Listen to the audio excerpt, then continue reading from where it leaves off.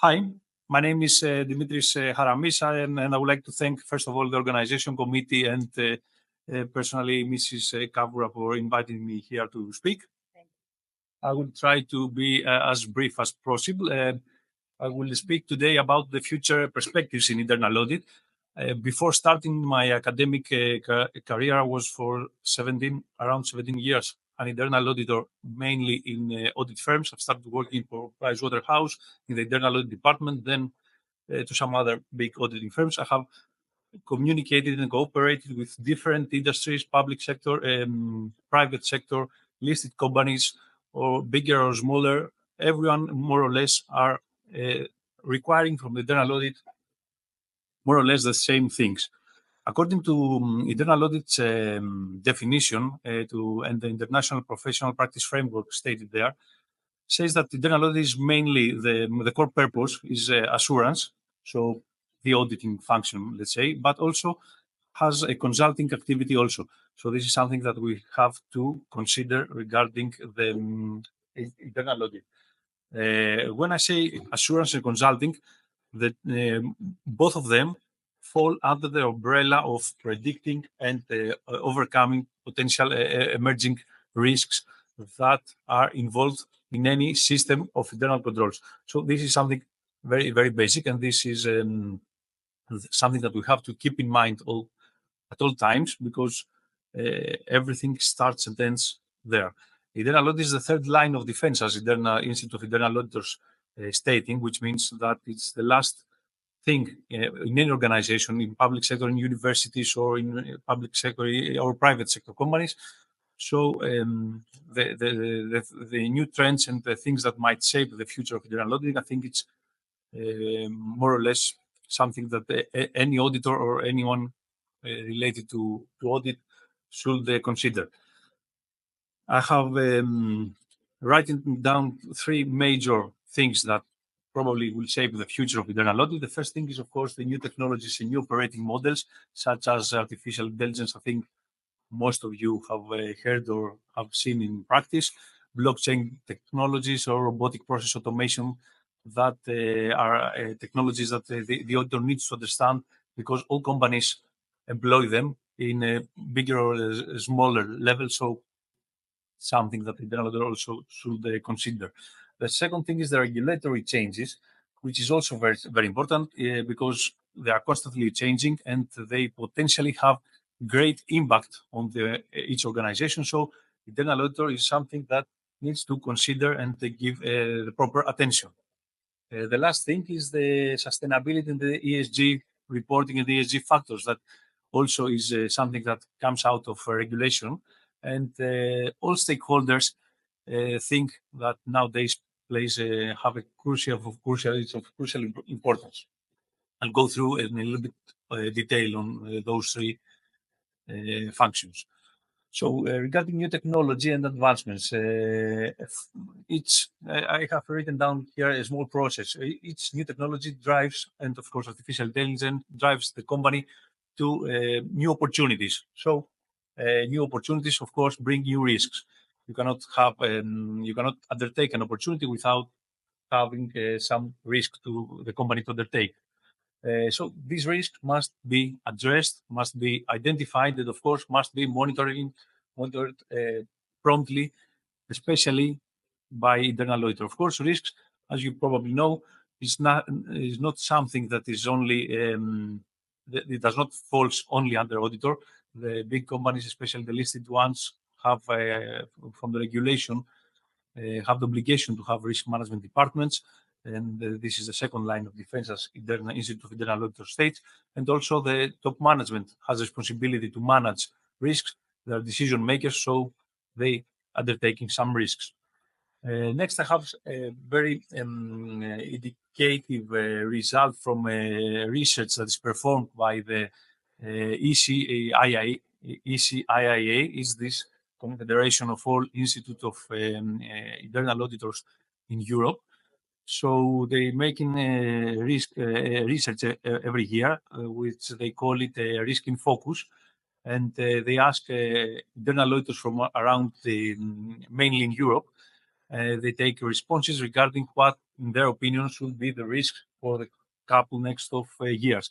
As you can see, the top 5, number 1 and number 3 risks are related to new technologies, artificial intelligence, and robotic process automation that companies already undertaking. The green one, I have highlighted the green one, is related with the environmental sustainability, which is the ESG factor, the third thing that I said earlier that probably I need to be considered by the internal auditor.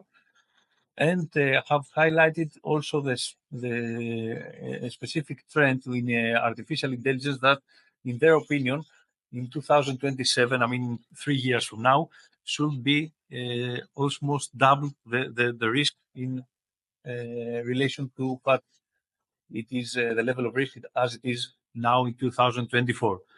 I would also like to add here another risk that my colleagues, internal auditors, that didn't mention in this research, and many other speakers I have heard that they are referring to, which is the fear of technology. This is an emerging risk that probably will rise for companies that they are not they are afraid, the management of the company are afraid to involve in new technologies.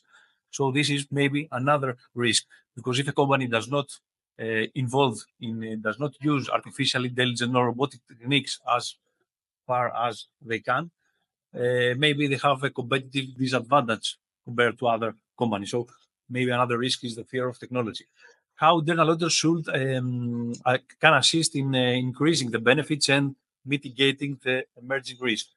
So the first thing is we have to know, the auditors have to know what is the acceptable level of risk of each company, what is the risk tolerance of each company. This depends mainly from the board and the management. Then we have to know what are the employees are using new technology, and this is something that has to do with moral and ethics, as my colleague previously referred to. And we have to also know what processes are automated. Okay, has to do about new technology and something that the companies will utilize. Of course, this is artificial intelligence and new technologies in total is something that we can call it's a double-edged sword. So this is a tool also for the internal auditor, and as Anthony Pugliese, which is a Global Institute of Internal Auditors president, said that artificial intelligence is expected to affect both accountants and auditor, and I have highlighted this one, and significantly, which is something very, very important. So what are the 3+1 aspects that artificial intelligence might interfere with audit? Improved audit planning, audit testing, and audit reporting, 3 major parts in the internal audit methodology that will also, I think that will benefit from the artificial intelligence. Audit planning has to do basically with the prioritization of the audits. So the audit planning, the help of artificial intelligence should be a great help for each auditor. The testing phase, which is the actual audit, is also going to be beneficial because more samples, whole populations might be audited, and more advanced ways of performing the audit. And of course, the audit reporting, which is something, it includes all the testing results.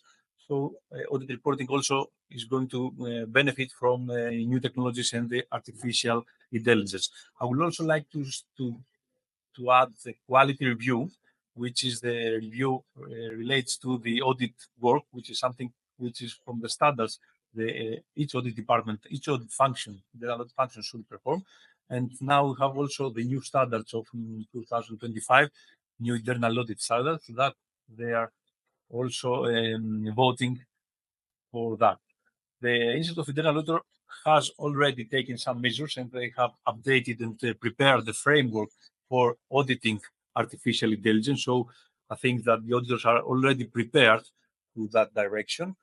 And I'm trying to speed up. Sorry if I'm going a little bit fast, but I don't have enough time. In the next slide, I have highlighted some major steps in the audit methodology that should change. In the first row, we have the traditional method, which is the audit procedures, finding key and high-risk processes that we have to prioritize to our audit. And then the final stage, which is the exceptional recommendation phase. With new technologies, of course, the stages are a little bit more, and I would like to highlight, I can explain more on any of them, but I don't have the time, unfortunately. I would like to highlight the behavioral analysis that with the artificial intelligence inclusion in the internal audit function should be analyzed in the root cause analysis of why that happened and how the people, the management within the company understand how the system of internal controls are working and how this can lead to the change management, what we have to change in the company in order to have less problems in the futures. The other two things that I mentioned in the beginning of my presentation was the changes, the constant changes of the regulatory environment. I don't need, I think, to elaborate on this one, especially in regards to internal audit. We have the regulations and also frameworks that we have to follow. So the COSO internal integrated control framework from 1992, of course, updated in later years. We have the SOX, Sarbanes-Oxley Act, which the listed companies in US have to follow. Is obligation, a very tough obligation that have to meet. We have some other frameworks that internal auditors are implemented, like internal audit, IT internal audit came later on, the data analytics framework, cyber risk, and of course the updating the new standards. We have the latest update was in 2017, and now 2024 there is another update, and all internal auditors from 2025 are obliged to implement. So what auditors should do? First thing is to assess the impact of the regulation, for the company, and another one to adapt to the audit planning and audit procedure. So we have to be more adaptive to those changes in order to safeguard the overall compliance to the regulations and to the available frameworks. Even in Greece, the COSO internal controls framework is also referred to recent law, recent regulation that came in practice in 2021 in Greece. The last one was the growing importance of ESG factors, where the or ESG related information, as you know, must be accurate and timely and verifiable. So, because all the stakeholders, as mentioned before, are very keen on these kind of numbers and ESG reporting controls. Internal auditor should be focused on two things. First, to assess the effectiveness of ESG controls. So, any controls that are relating on reporting of effectiveness, and on the assurance to organization ESG reporting that, as I mentioned before, is accurate, timely, and verifiable. Now, a small conclusion about internal audit, how should to respond to those changes. I have highlighted four things. First of all, be flexible and willing to learn. So be open-minded, new skills, new technologies, new changes. You have to be ahead of any change in order to safeguard the organization as a whole. Continuous relationship building and communication and trust with the top management, because in my experience showed that if the management believes in the internal audit work, then everything is easier. Internal auditor is based on his results and his audit on data that is received by the whole management team. So we have to have their trust. We have to be open to us. Informed of external developments. This is something I referred to before. So we have to stay ahead of any emerging risks. This is the core of internal audit. We have to understand what are the risks. So what we have to proactively do as a company in order to protect, and of course be involved to all key decisions. This is very, very important, because the auditor must be a part of the top management team. Thank you for your for listening. I don't know.